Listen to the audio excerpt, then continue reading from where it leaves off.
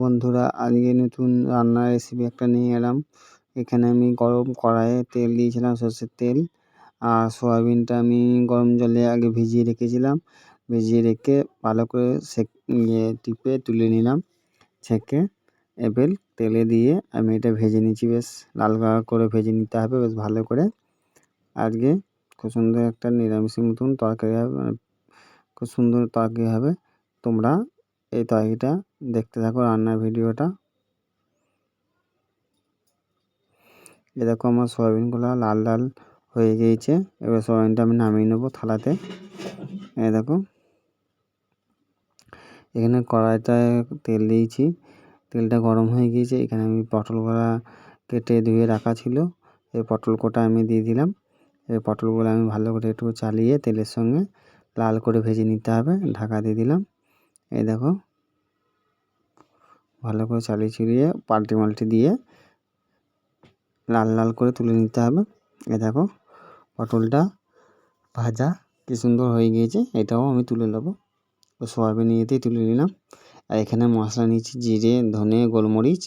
আর এখানে আছে কাঁচা লঙ্কা, আদা, রসুন। এগুলো আমি শিলে বেটে নেব। এ দেখো বন্ধুরা, মশলাটা বাটা হয়ে গিয়েছে আমার। আর এইদিকে আমি গরম কড়াইয়ে তেল দিয়ে তেজপাতা দিয়ে দিলাম। এখানে পেঁয়াজ আর কাঁচা লঙ্কা কেটে রেখেছি, এটাও আমি তেলে দিয়ে দিলাম। একটুখানি চালিয়ে নেব। চালিয়ে নেওয়ার পর এখানে আমি কেটে আলু ধুয়ে ভালো করে বেছে রেখেছি, এই আলুটা আমি দিয়ে দিলাম। এটা ভালো করে একটুখানি চালিয়ে নিতে হবে। দিয়ে আস্তে করে এই জোর আছে এটা লাল করতে হবে আমাকে। আলু পেঁয়াজটা একটু লাল হয়ে গেলে তখন এ দেখো বন্ধুরা, হালকা লাল হয়ে গিয়েছে। একটু চালিয়ে চালিয়ে আর একটু লাল করে নেব।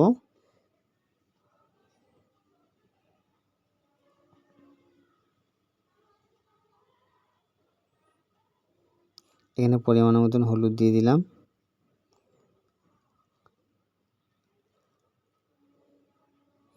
হলুদটা দিয়ে একটু ভেজে নেব।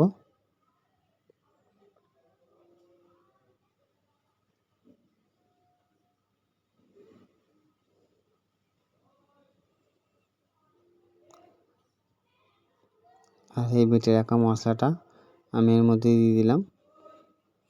এই দেখো, এবার ভালো করে এটা আমাকে কষে নিতে হবে মশলাটার সঙ্গে। ভালো করে মাখিয়ে কষে নিতে হবে, ভেজে নিতে হবে। এই মশলা ধোয়া একটু বাটির ধোয়া জলটা দিয়ে দিলাম। এবার এটাকে আমাকে ভালো করে কষে নিতে হবে।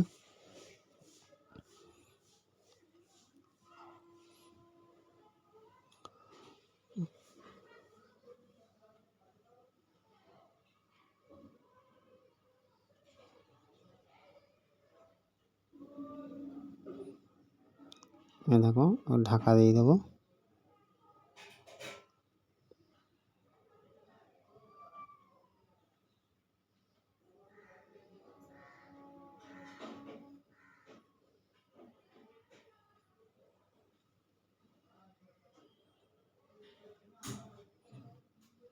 এখানে কেটে রাখা টমেটোটা আমি এর মধ্যে দিয়ে দিলাম। এগুলো একটু ভেজে নেব।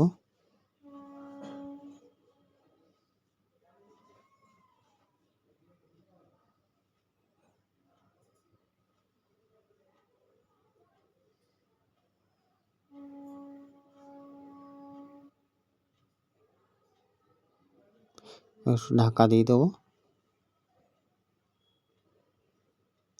এখানে পরিমাণের মতো নুন দিয়ে দিলাম।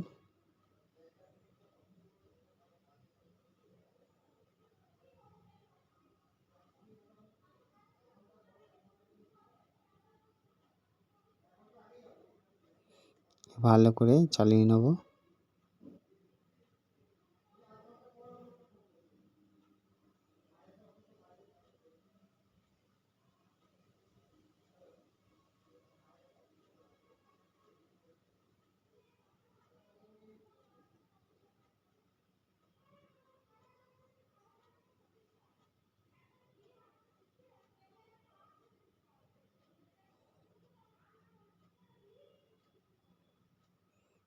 দেখো, ঢাকাটা খুলে আবার একটু চালিয়ে নেব। এরকম করে ভাজলে পরে কষলে পরে আমার আলুটাও সেদ্ধ হবে, আবার কষাও হয়ে যাবে। এখানে ভেজে রাখা সয়াবিন কোটা আমি এর মধ্যে দিয়ে দেবো। ভালো করে চালিয়ে একটু মাখিয়ে কষে নেব।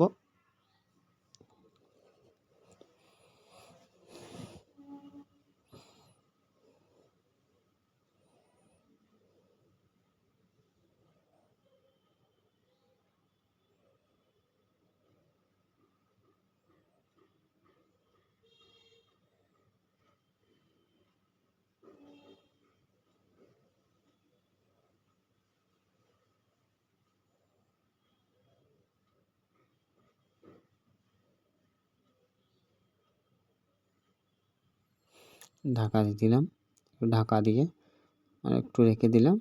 ঢাকাটা খুলে দেখো খুব সুন্দর করে দেখো কষাটা হয়ে এসেছে।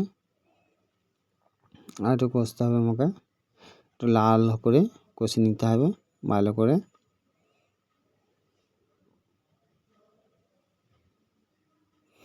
এখানে আমি ভেজে রাখা পটলটা নেব, ভেজে রাখা পটলটাও আমি দিয়ে দেবো। দেখো পটলটা ভালো করে নিয়ে ভালো করে আমার কষে নিতে হবে। দেখো মাখিয়ে ভালো করে কষে নিতে হবে খুব সুন্দর করে, তলা যেন লেগে যেন না যায়, তার জন্য তলা দিয়ে ভালো করে চালাইতে হচ্ছে।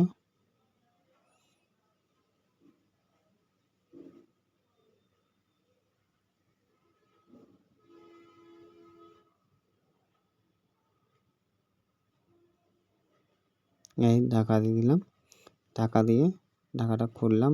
দেখো বন্ধুরা আবার চালিয়ে নিচ্ছি ভালো করে।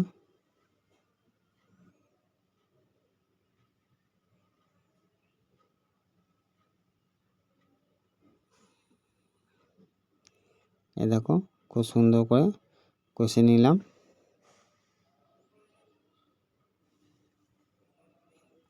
আবার একটু ঢাকা দিয়ে দেবো।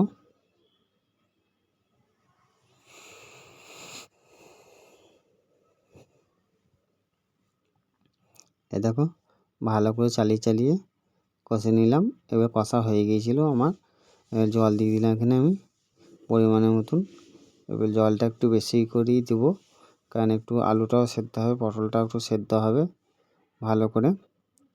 এই জলটা দিয়ে এবার এটাকে আমাকে ভালো করে চালিয়ে নিয়ে তলা উপর করে এবার এটাকে ভালো করে ফুটাইতে হবে। ঢাকা দিয়ে দেবো।